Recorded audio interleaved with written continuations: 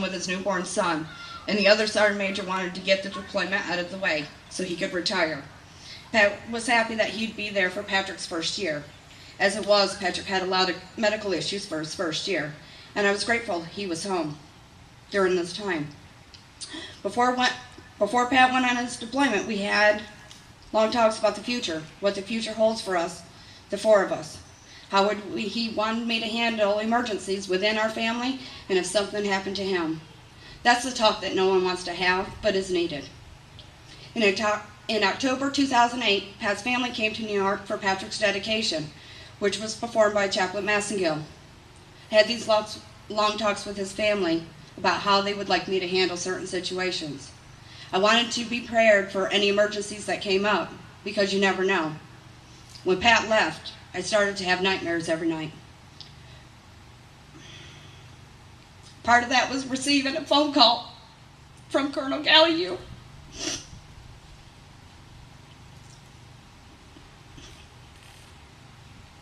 Pat's tour was difficult.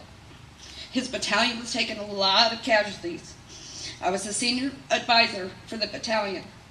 After the soldiers' families were notified, I'd be brought into a meeting to tell me who, when, how to contact the families. We'd let the other spouses know and put together support meetings so the spouses had a chance to get together to remember the soldier and help the families of our fallen as much as possible. We had also had some of the injured families there to support them while they waited to go to Walter Reed. Pat and I had come up with ways to communicate the information without giving out too much information. That way, I knew what to expect later in the day and to get myself emotionally prepared. Pat came home in July, and we were about halfway done. While he was home, we talked a lot about his retirement and when he would submit his retirement papers and what we would do after his retirement. He wanted TJ to continue with his school because he loved it so much. He'd already changed schools so many times in the past few years. I was working on my degree and would finish in December 2009. I was enrolled in my last two classes and was due to start in a month. After deployment, he would have his 30 days leave, and I would start working, or at least be looking for a job, and he'd be doing the same. We thought we had a good handle on life after his 24 years in the Army. On August 12, 2009, now this is the day before Pat was injured, TJ and I were at home and received a phone call from Grandpa John in Florida, just checking in on us. After TJ got off the phone with him, he asked me several questions. He asked Mom, Grandpa John told me, now that Dad is retiring when he gets home, when are we moving back to Florida? He was upset because he had moved so much in the past couple of years. He was finally getting to a good place in school and with friends. I sat down with him and told him what Pat and I had been discussing. We told him even though Dad was retired when he got home, that we were not going to be moving anywhere until after at least he graduated high school.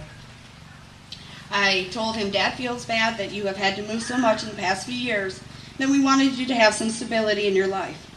We want you to have a chance to meet some friends, be able to keep those friends. We're trying to look out for you in your future. On August 13, 2009 at 1:17 p.m., I received the phone call that turned our family's stability upside down. It was my nightmare coming true. Colonel Gallagher on the other line telling me Pat was injured. I asked him how bad. All he said, he's paralyzed. I called my sister Lisa immediately to help me through this. I had some hard phone calls to make and needed some assistance. After my phone calls were made, family started showing up at the house. As I was there, I looked around the house and I knew this house would never work for Pat in a wheelchair. I looked at my family sitting around the table and I looked at TJ and I told him we just received a phone call that moved us to Florida. I already knew about the Tampa's VA Spinal Cord Injury Center because we had 2 soldiers that were already there going through rehab. I knew this is where we were going when it was time. On Friday, August 14, 2009, Colonel Gallagher called and said he and Chaplain Massengill had just left Pat's side at the hospital in Bagram. He told me he had Pat's retirement papers and he would not sign them. I told him I think the Army has just retired him. That same, I dropped those 2 last college classes. I packed my bags, ready to go to Walter Reed. Some people I had run into had talked to me, would ask if I was going to Germany. I would tell them, no, I'm not going to Germany. I know what happens when family members get the call to go to Germany. When a phone call came in that Friday night and I was asked what happens if Pat's going to be in Germany until Tuesday or Wednesday, I said I would wait to travel to Walter Reed. What happens if he's going to be there a couple weeks? I said I'm on the next plane. Saturday morning I received the phone call that I would be flying to Germany. At that point I was not sure what that really meant, and really if I was being told everything. I spoke to his doctors in Germany a few minutes later. She told me that she had signed the papers for me to travel, and I gave her permission to do some procedures on him. She told me that as soon as he was stable, I'd be able to talk to him on the phone. I waited all that Saturday for that phone call, and it came. Now I have to say goodbye to my two boys. TJ at the time 12, Patrick 2. TJ had only been away from me overnight, and Patrick only a few hours. Now I was traveling to another country, not sure what to expect. I told Patrick Mommy was going to have to take care of Daddy, and he told me to put an Elmo Band-Aid on Daddy's boo-boos. I told TJ to stay strong and listen to everyone, and to be on their best behavior. And I would call every day or more often if I could. My family worked it out so the boys could stay in their own house and sleep in their own beds, trying to keep things as stable and as normal as possible for them under the circumstances. I arrived at Walter Reed late Saturday night, got my passport, went to the hotel. I still had not received the phone call from Pat. Sunday morning at 6:30, I got my phone call. It was Pat. I told him I knew it was him, and I was on my way. He said he knows that I know and that I'm coming. Still keeping our secret communication going. I knew in my heart that he would be okay. I got to Germany. The nurse asked if he knew who I was, and he said, yeah, my wife. The nurse had asked him if he'd like to be called Sergeant Major Patrick or Pat. He said, call me Pat, my Patrick is at home. At that time he looked at me and said, the boys are at home, right? They're not with you. I told him my family was taking care of the boys for as long as I needed them to, and he was so grateful for that. We arrived at Walter Reed on Friday the 21st. I called the boys every day to tell them Daddy's getting better and soon they would be able to see him. Over Labor Day weekend, my mom and sister brought the boys to see their dad. We were all together again, at least for the weekend. After they left, I would call the boys to tell them Daddy is getting better. And when Daddy is well enough, we will be moving to a new hospital. I would come get them, and we would get a house, and Daddy would be able to come home. I did not realize how much Patrick understood. When Pat was moved to Tampa in mid-November, I flew to New York to get my boys. Patrick immediately grabbed his bags and was ready to leave. Pat ran into some complications while I was gone. He had had another surgery in Tampa. I felt horrible that I was not there for this one.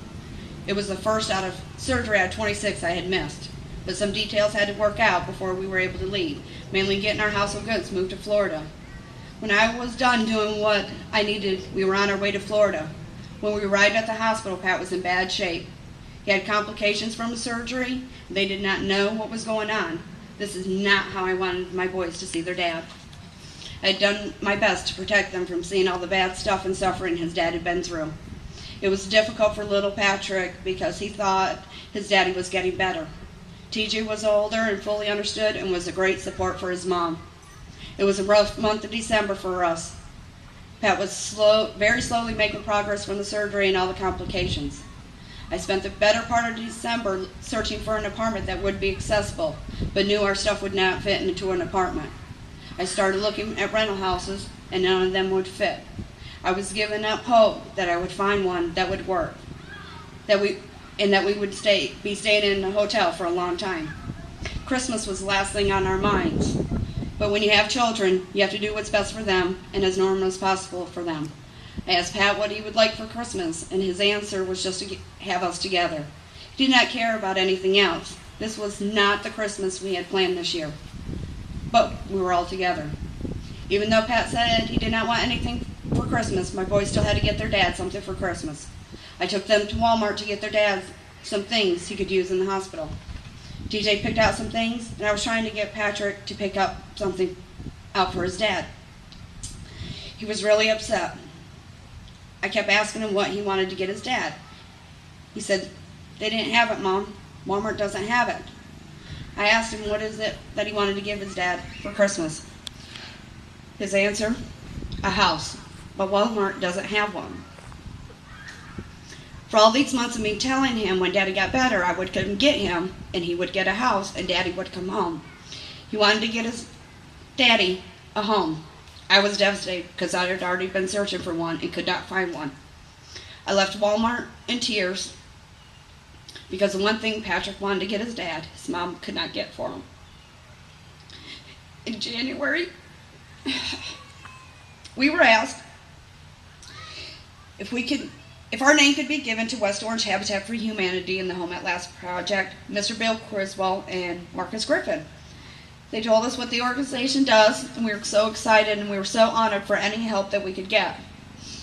Marcus Griffin called and I told him our story, and he told us about his wonderful home. We were still in a hotel when Bill Criswell contacted us. I told him Pat's story and about our family, and he said he would like to have his fellow board members, Bill, Daryl, and Jim, come meet with us. A week or so later, they came and met with us. We talked to them for a while, and we're hopeful that they'd pick us for this project.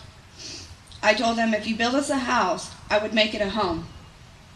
By the middle of February, I found a rental that would work. We hadn't moved into it yet, but I knew even though this rental would work, we would all have to make some adjustments to accommodate what would work for Pat. When Bill contacted us and told us that we were selected and approved, it was the best news we could possibly hear, given our situation. Pat and I were in therapy at the time, and I was crying and emotion him that we were selected, that they were going to build us a house. I remember the look on Pat's face, and when I hung up the phone with Bill, I breathed a sigh of relief because of what they were giving to our family. I gave Pat a hug, and I told him I was excited that he would be able to live in a house that would meet his needs. A huge weight had been lifted off my shoulders. Pat and I wanted to tell our boys together. I picked the boys up from school and took them to the hospital. We had told them about the house and how we were selected for it, and that they would live in a house that would work for their dad. We told them that it would be ready around the end of the year. Patrick was so excited, he said I could give Daddy a house for Christmas so Daddy can get better. I wouldn't have thought this little boy would have forgotten about that, but he didn't. All he wanted to do was give his daddy a house so his daddy can get better. Let me tell you, those little words leave your heart melting. Even today, if you ask him about the house, it's so his daddy can get better. I told Bill, Daryl, and Jim when they met us in February 2010 that if you build us a house, I'll make it a home. I don't have to worry about that. What you will see today is a home designed perfectly by Jack Scott, built by Winter Park Construction, especially John and Paul, Hensel Phelps Construction, and A.D. Owens Construction, all while being supervised by Nick Munn, who is surely delighted it's complete, so I will stop asking all those crazy questions. All these people have worked together to build a home for Pat, to be independent, and our family to be strong together. I want to thank all of you. Now let me tell you what West Orange Habitat for Humanity Home at Last project is really given to my family. For TJ, you are giving him a chance to enter high school as a freshman and stay there until he graduates. He has moved so many times and a lot in the past year and a half. Now he'll have some stability and a good school system. Thank you for giving him a chance to meet some friends that he'll be able to keep for years to come. For Patrick, you're giving him a chance to give the Christmas present he wanted to give his daddy since 2009. It may not be Christmas time for all of you, but for little Patrick, this is his gift to his daddy. So we will just call it a Father's Day gift to his dad.